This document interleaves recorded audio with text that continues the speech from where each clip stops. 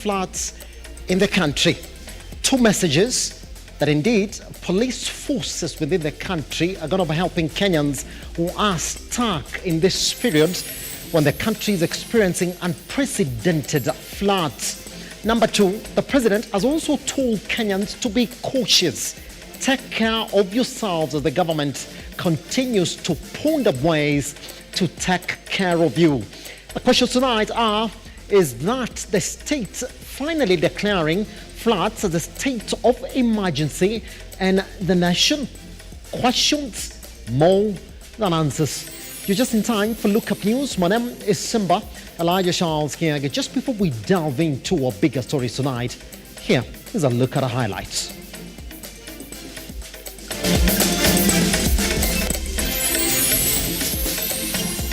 Tonight on Lookup News. I also asked the military, and I'm happy the Minister for Defense is here, to provide some of the capabilities they have.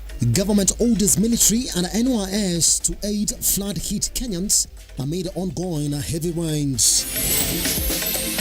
On your opinion on matters tonight, Kenyans share their voices on the extensive damage caused by nationwide floods. And a fallen Sergeant Rose Nyawira laid to rest amidst Sergeant Clefron Omondi funeral preparations.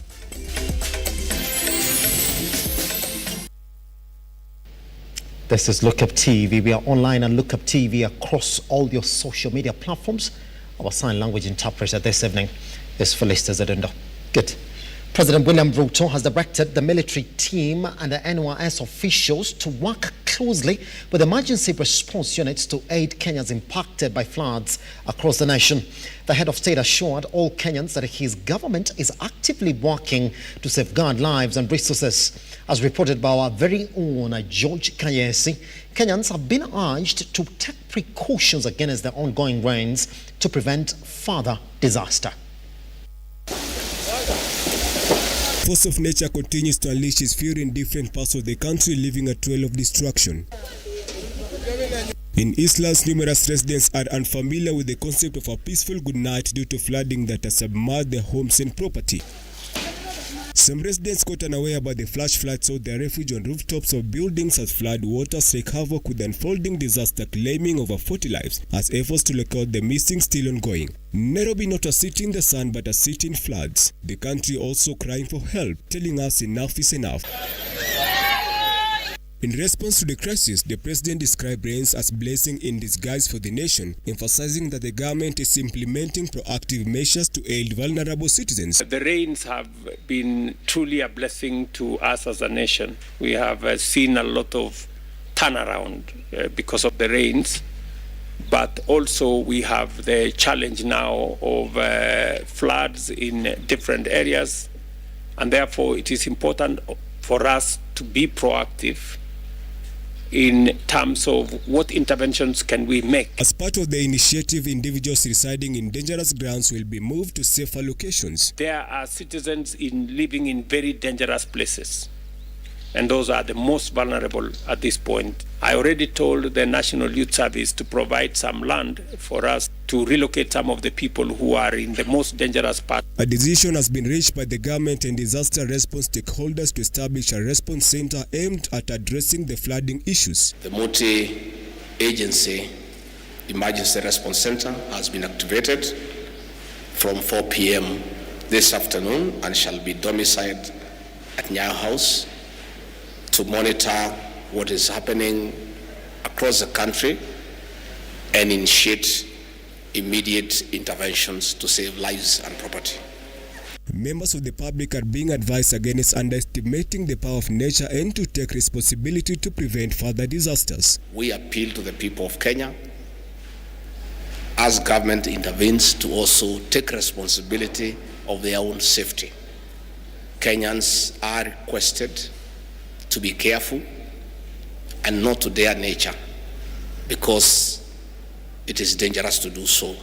The government, under the leadership of President William Ruto, will do whatever it takes, will apply all the required in terms of money and personnel to make sure that lives are not lost. In expressing sympathy to those impacted by flooding, Raila Odinga urged the government to take proactive role in rescue and assistance. He also called upon local and international partners to come together in aiding those affected. Allow us first to send a message of condolences to the families and friends of those who have lost their lives following the floods, as well as a message of goodwill to those who have suffered losses in whatever form. We call upon the national and county governments to lead from the front in rescue and support missions. We also appeal to local and international partners to join us in this venture. The weatherman indicated that the country will experience a consistent rainfall across the nation, thus calling on Kenyans to prepare adequately. George Kayesi, Lookuptv. George Kayesi. Now, the Ethics and the Anti-Corruption Commission, EACC, has refuted claims of political interference in its anti-corruption efforts amidst criticism from opposition leaders who accuse the commission of targeting non-government supporting figures. This controversy arises following the arrests of former Finance Cabinet Secretary Okur Yatani and Marsabit Governor Ali Mohammed. Stanley Lugaria reports. The Ethics and Anti-Corruption Commission continues to hold grip on its measures to fight graft in the country. On Thursday, during a joint workshop with journalists to assess the efforts in place in the fight against graft, EACC downplayed claims that current investigations are politically instigated. Following Wednesday's arrest on the two governors of Marsabit, Okur Yatani and Mahmoud Ali, and 7 other close relatives in the corruption of billions of money, including 8.2 billion shillings and 2.9 billion shillings respectively, after an investigation of more than 10 years. I established the anti-corruption division of the High Court, not because the other judges are not capable of handling those cases. No, but it's a question of uniformity and seeing the fairness of the whole thing. But you see, there's a famous saying that if you want to reach your destination, don't get engaged with barking dogs, because you'll be busy kicking these dogs and you'll never reach your destination. So you ignore. They make the noise and we arrest them. Maraga, who was a chief guest, expressed his dissatisfaction with a number of clauses in the constitution believed to be favoring the perpetrators of the heinous acts, which gives suspicious room to avoid the hand of the law, demonstrated through the judicial forum shopping as seen in the judicial department in the war against corruption. The Detectives Commission raising it as a concern of constrained workforce to meet the ballooning number of corruption cases, including those who have stashed stolen billions of shillings abroad. Somebody is a governor in Malindi. Is charged. Maybe the investigators went to Malindi to question him, and then from there you hear he has gone to Migori to get an order from there. I mean, what does that tell you? EACC Chief Executive Officer Twalib Mbarak, despite acknowledging the presence of corrupt investigation officers in the commission, indicated an intensified war against corruption, reporting that officers have succeeded in recovering more than 24 billion shillings as well as assets valued in the region of 40 billion shillings, believed to be proceeds of corruption, pointing an accusing finger to Siaya Governor James Orengo, indicating that the commission has intensified investigation of corruption cases and claims in the country. EACC Chairman Bishop Tom Oginde has accused the lawyers in the general and professionals at county level for allegedly dining with the suspects to commit fraud in the counties. The commission reiterating the current flooding situation that has rocked in the country, battered by prolonged corruption of those in positions, affirming that the commission will lead the war against fake education. And then yesterday, the noise they made, one of the person, the lawyer there is a governor. His county, we have even focused, it is on our red flag. So you can tell that lawyer come governor, we may end up in his place very soon.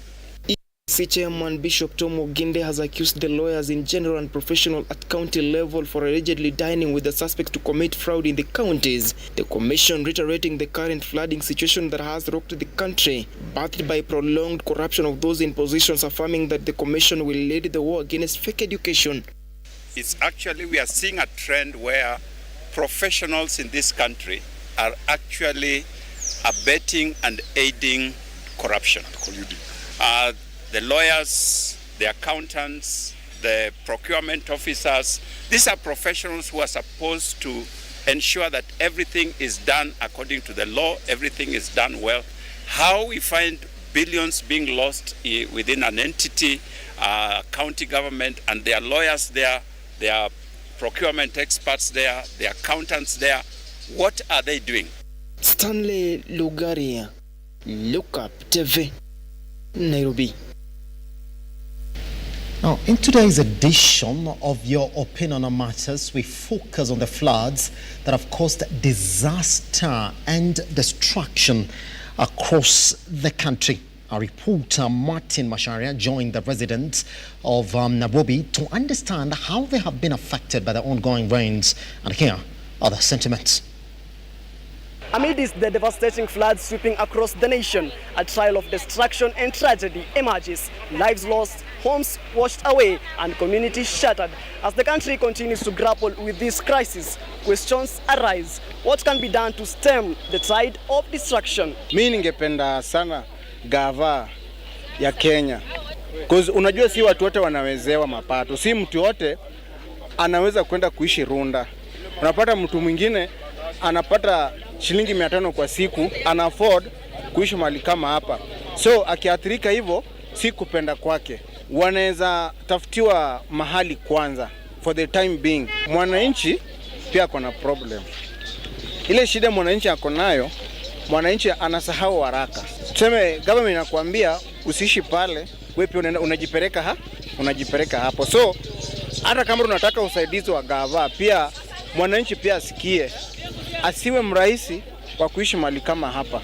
Sasa serikali kama anataka tutoke ndani ya maji na sisi hatuko ndani ya maji vile, achukue watu wake, aseme kila mtu tunataka kuwaweka hapa, tukae kwanza ndio tuangalie mali tutaenda. Ndio tujiondoe tukienda wapi, na mimi hapo ndo nilikuwa naishi, unaona. Angalau angesema tujiondoe twende mahali, hapo ingekuwa fiti. Walisema tujiondoe twende hapa hii shule ya Edmari. Hiyo shule jana tumeenda hapo, tumepata nioli iko tu hivyo, hata ina mattress, unaona.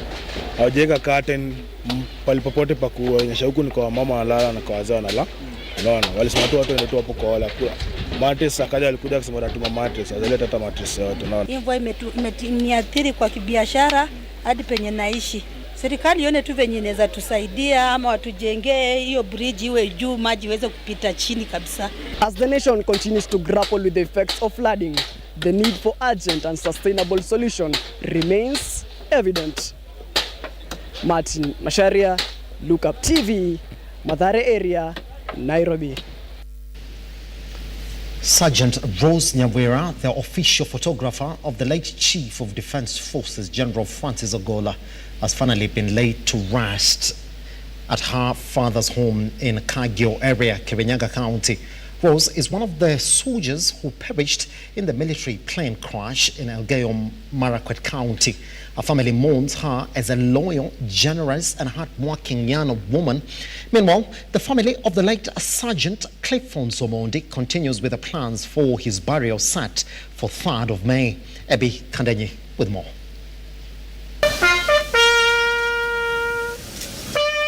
Just a few days after General Francis Ogola was buried, the family of Sergeant Rose Nyawera, who died due to the plane crash, was buried today at her father's home in Kagio area, Kirinyaga County.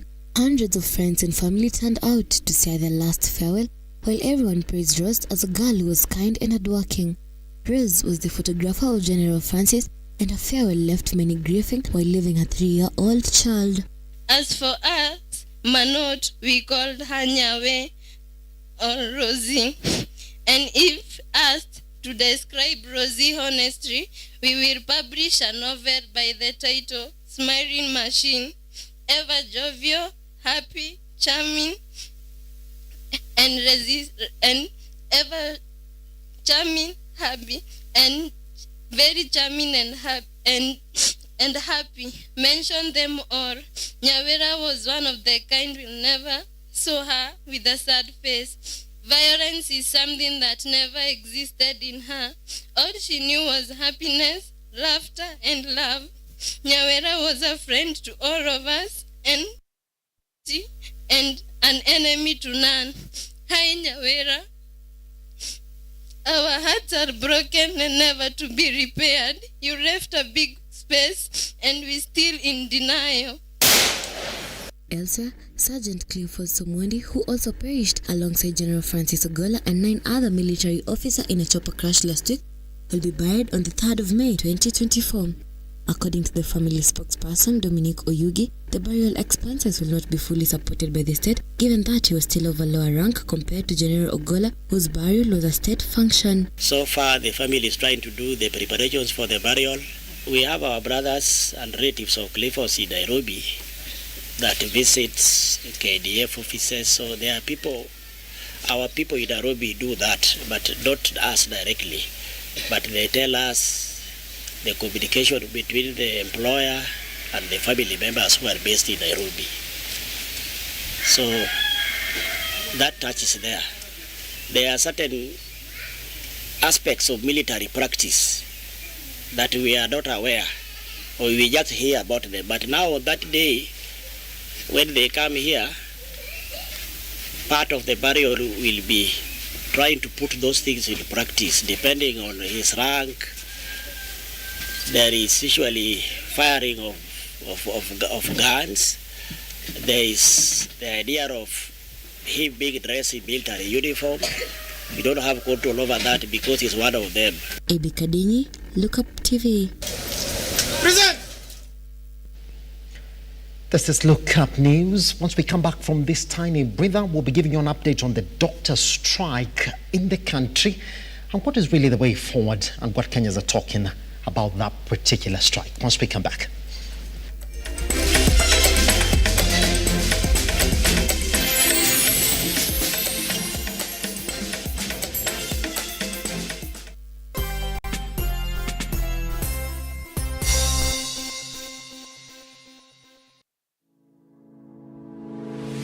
The University of Nairobi is a distinguished institution of higher learning dedicated to nurturing your intellectual curiosity and pushing the boundaries of knowledge. From state-of-the-art laboratories to modern libraries equipped with the latest resources, we provide you with the tools you need to succeed. Choose from a wide range of programs designed to prepare you for challenges of tomorrow's world. Whether in STEM, humanities, business, or the arts, our strong industry connections and career service support will help you translate your education into meaningful career opportunities upon graduation. Join a vibrant community of scholars from around the world, fostering cultural exchange, collaboration, and lifelong friendships. Book your space now for September intakes. Log in to https://www.uonbi.ac.ke for a wide range of courses to choose from. You can also contact +254 020 491 0000 or email us at pr@ounbi.ac.ke.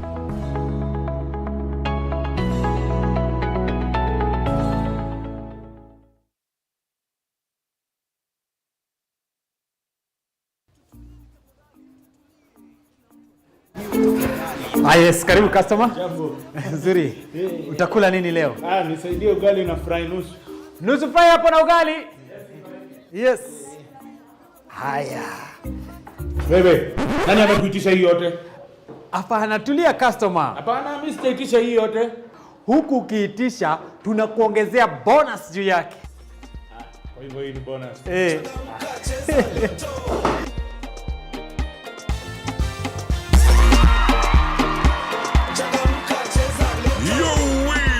Just got bigger and better na Lotto. Match your 6 lucky numbers na Lotto na ushinde times 20,000 bet yako ndani ya hourly draws. Kila siku kuna guaranteed jinue bonus times 10,000 your bet. The more you stake, the more your bonus. Jipange pia ndani ya Lotto na shopping vouchers worth 100,000 na a brand new probox kila wiki. Kila Wednesday and Saturday kuna up to 200 million ndani ya grand mega jackpot. Changamka, jinue na Lotto. Ingia M-Pesa paybill 777-000. Account Luke. Amount shilingi 50 hadi shilingi 2,000. Over 18s only. Gaming can be addictive. Play responsibly. This message has been approved by the BCLB. Changamka, cheza Lotto.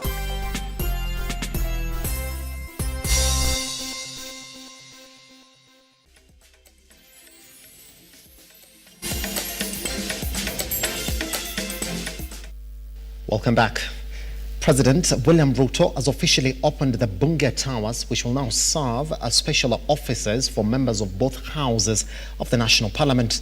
The building, constructed with great skill and boasting conference halls, entertainment areas, restaurants and exercise rooms, has been under construction since 2019.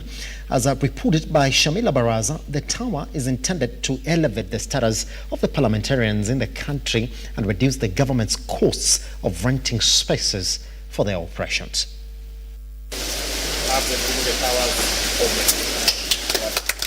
Ruto, in company of Deputy President Rigathi Gachagua, Speakers Moses Wetangula and Amason Kingi, took a tour around the vast facility after the official launch in the company of other leaders. The 9.6 billion shillings building comes with a set of luxurious amenities for Kenyan legislators, including a gym, a beauty parlor and a restaurant. It is my pleasure this morning to celebrate the culmination of a highly symbolic development project, which is a significant milestone on the Kenya Parliament's historic journey of growth as a national institution of critical importance.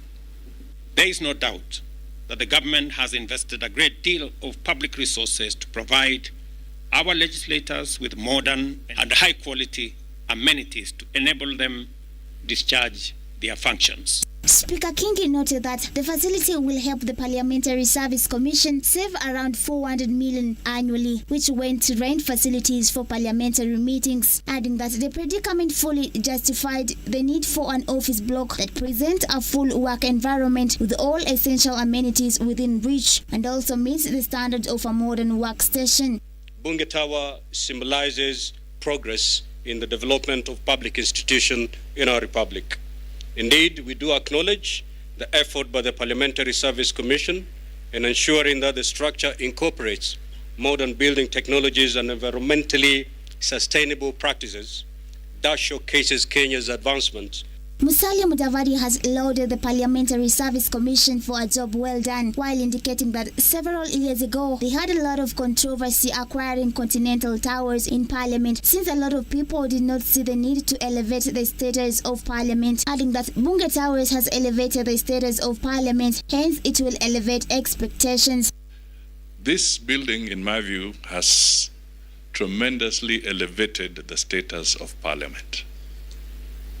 Tremendously elevated the status of Parliament. And with an elevated status comes with elevated expectations. Shamila Baraza, Lookuptv. Jacqueline Mugo, the CEO of the Federation of Kenya Employers, FKE, has called upon both the government and medical professionals to ease their stringent conditions to enable talks aimed at ending the 2-month-long strike. The Federation of Kenya Employers contends that this strike has negatively impacted citizens, particularly those unable to pay the steep expenses of private hospitals. Majid Hussain with more. As the doctor strike continues in the second month, General Director of the Union of Employees in the country, FKE, Jacqueline Mugo, has said that the doctor strike, which has lasted for more than 40 days, has seriously harmed the rights of the workers and disrupted working environment. The Union of FKE now wants the government and the doctors to relax their extreme standings and refer to talk to end this ongoing impasse. Urgent call as employers from Coast Branch for social dialogue to end the doctor strike. We are very concerned by the protracted nature of this strike and the fact that the parties have taken very entrenched positions, forgetting that there is immense pain and suffering that is being posed on Kenyans. So we appeal to all stakeholders, all parties, to embrace meaningful dialogue and to consider the plight of the Kenyans who cannot find treatment in hospitals when they go. FKE also had time to look at flooding that is being experienced all over the country, following the heavy rains that has affected residents all over the country. Jacqueline Mugo has urged the government and emergency fighting units to take efforts and work around the clock, find ample solution as a way to prevent this disaster. Although we appreciate the current heavy rains, the reality is that it's also wreaking havoc all over the country. including this region, and we need to make efforts. The political leadership needs to make effort to address this, to alleviate the suffering of Kenyans. In addition to flood-affecting employees, the FKE union has asked the government to highlight the difficult living conditions, especially the taxes charged to employees. The union saying most of the employees have difficulty affording life due to high taxes. The level of dissatisfaction on the part of the employees arises from the current high cost of living and the reduction in their take-home pay and their net pay. Many employees are struggling, cannot even have 3%. So that is a reflection of the reality of the nature of enterprises and the cost of doing business, and the fear that people would lose their jobs any day because they know that there are challenges even for businesses as well. Majid Hussein, Lookuptv. The Laikipia County Assembly has had to hold its usual meetings to address concerns regarding the rising insecurity in the area. During the discussions, council members urged both the county government and the security docket to swiftly implement measures to tackle the alarming incidents which have instilled fear among the locals. Onesmus Musonya with more details. It is in Laikipia County Assembly where normal parliament sessions was halted with members discussing the issue of increased banditry in the county. The MCAs faulted lack of consultation by top government official on the matter. Either 21 MCAs from 15 wards and 6 nominated MCA joining hands to call for an urgent meeting with Internal Security CS Kithure Kindiki to discuss the matter. Sisi kama wakilishi wodi tunataka tukue na mkutano wa dharura na waziri wa security Bwana Kindiki.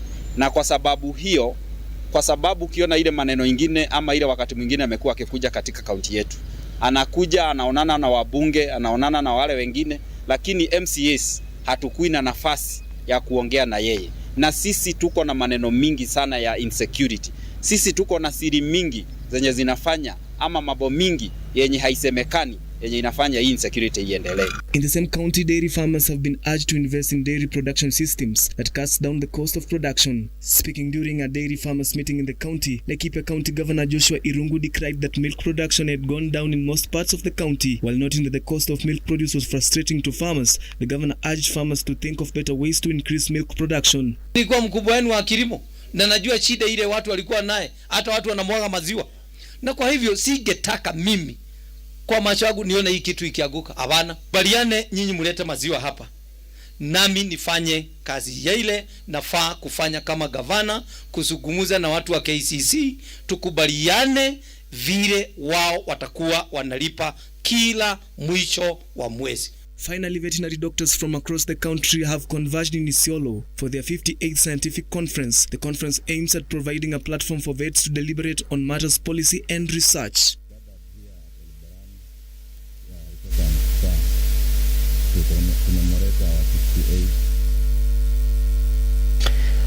We take another break right here at Lookup News. Once we come back, we should be looking at what is making headlines in the sports field.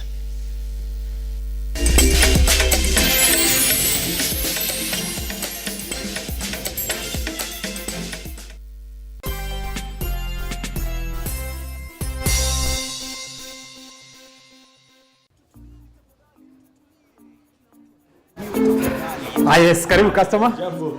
Nzuri. Utakula nini leo? Nisaidie ugali na fry nusu. Nusu fry hapo na ugali? Yes. Haya. Bebe, nani amekuitisha hii yote? Hapana, tulia customer. Hapana, mimi sitaitisha hii yote. Huku ukiitisha tunakuongezea bonus juu yake. Kwa hivyo hii ni bonus.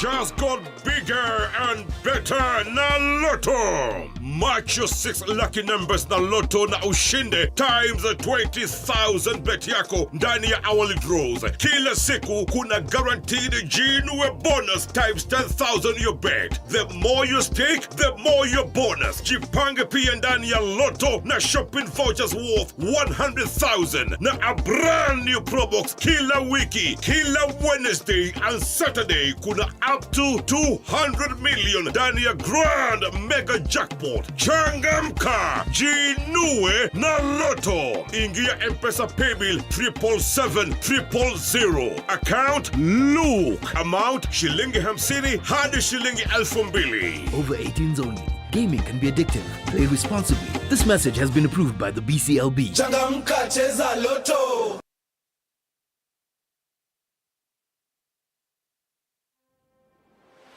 Come, let us show you place spot to build your dream home in Baraka Gardens, situated just 5.4 kilometers from Blue Post Junction along the Thika Gatura Road. Place finest with secure gated community, Majina Stima Eco on-site, Usitans na stories za title deeds ziko ready. Plus, flexible payment plans and financing options. Pay 30% and clear the rest in installments. Get in touch, twende site visit.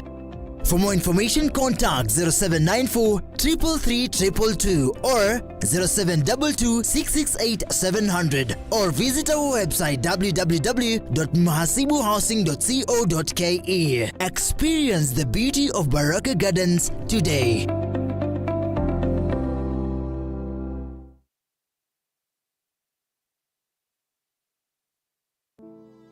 Save a Life is a non-profit organization that has taken the front line in transforming lives in the entire country. So far, we have transformed life of over 100,000 people through our programs, which include medical support, youth empowerment, street family program, feeding program, and climate change. Join us today as we transform lives. As we always say, service to humanity is service to God. Save a life, transforming lives.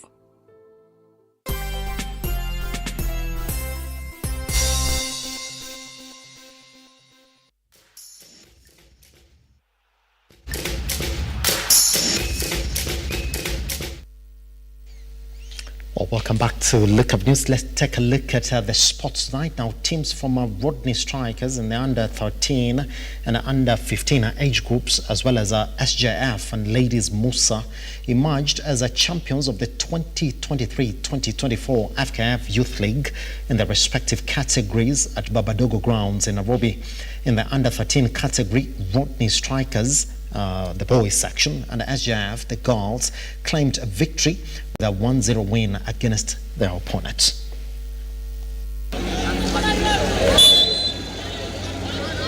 We have trained 8,000 coaches in the last 6 years. Those coaches now are the ones training these kids. So it's a combination of time and doing something deliberately. You know, having the teachers certifying them over time, showing them what football is about, how they can go about teaching a small kid. And then after that, having the kids now start being trained. The coaches you see here are already certified. They continue to learn as they train our kids in an organized manner. This was lacking many years ago when I was a coach in this very pitch. Mimi kwangu niko na furaha. Kwa nini? Ni mwana federation wana recognize mpira ya chini kuanzia hii muhula. Na ombi langu kabisa ni kuwa federation wanafaa kutusaidia kwa sana juu unaona sasa sisi ndio tutatengeneza wachezaji hapa chini. Na tushawatengeneza watu wajua na wapoach, lakini sisi ndio tumeumia nao. So tunangeomba tu federation kitia maana ile wangetufanyia. Ni pia sisi watu organize watupatie hiyo mambo na FIFA Connect register ya watu wetu kutoka chini. The upcoming weekend will see the quarter-final stage of the Mozart Bet Cup held at Dandora Stadium. On Saturday at noon, KCB-FC will compete against the defending champions Kakamega Homeboys, followed by Kenya Police taking on Sofapaka at 3 p.m. On Sunday, SSD Assad will meet Kariobangi Sharks, while AFC Leopards will go head-to-head against Compel FC. Kwa ligi kwa Mozart Cup sasa tunajua ni game muhimu sana hiyo kwetu, so hatuwezi enda na madharau hapo. So vile tunafanya mazoezi na vile tulianza kuanzia Jumatatu, mazoezi yamekuwa mazuri. Na kila timu na kila mchezaji yote anataka kucheza Continental. So tumejiandaa vizuri, na ukiangalia vile vijana na moral na hiyo tournament ndio ile game ya mwisho tulicheza na wale vijana Mombasa na Mombasa Stars. Tulipocheza pia na Posta Rangers tulikuwa na matumaini makubwa sana. So ukiangalia hii game inakuja, so vijana wako na matumaini. So na wako na morale ya kushinda hiyo game. Mashabiki kwanza kuja wengi watarajia game nzuri na watarajia ushindi pia kutoka Polisi kwa sababu hakuna kitu kingine tunatarajia, ni ushindi peke yake. So wakuja wengi. Mimi na za Juma fans wakuja wengi waone mpira na wataenjoy pia siku hiyo.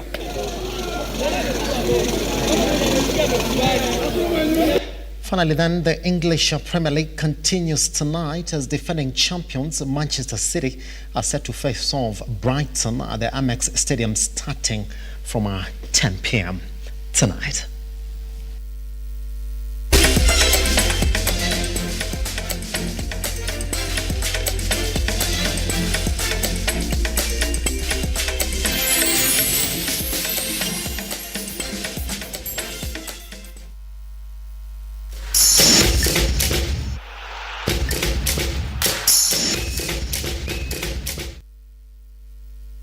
Well, do you know what they say, eh? God does God's work, but there's some teams that turn out to do God's work. Yesterday, Everton did God's work by beating Liverpool 2-0. Now tonight, all friends of Brighton, since Brighton most started, will be looking for Brighton to do God's work tonight as well. We do expect that when we wake up tomorrow, then the work should have been done by Brighton.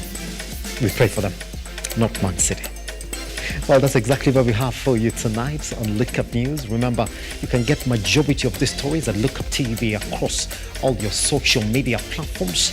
I am Akiage Simba, our sign language interpreter tonight was Felista Adinda. Good night.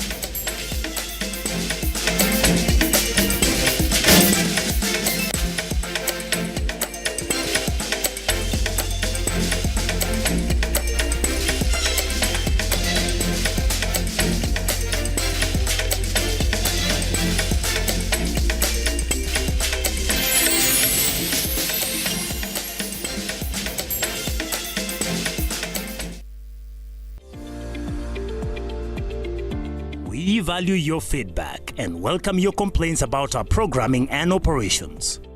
Feel free to get in touch with us through 0700 893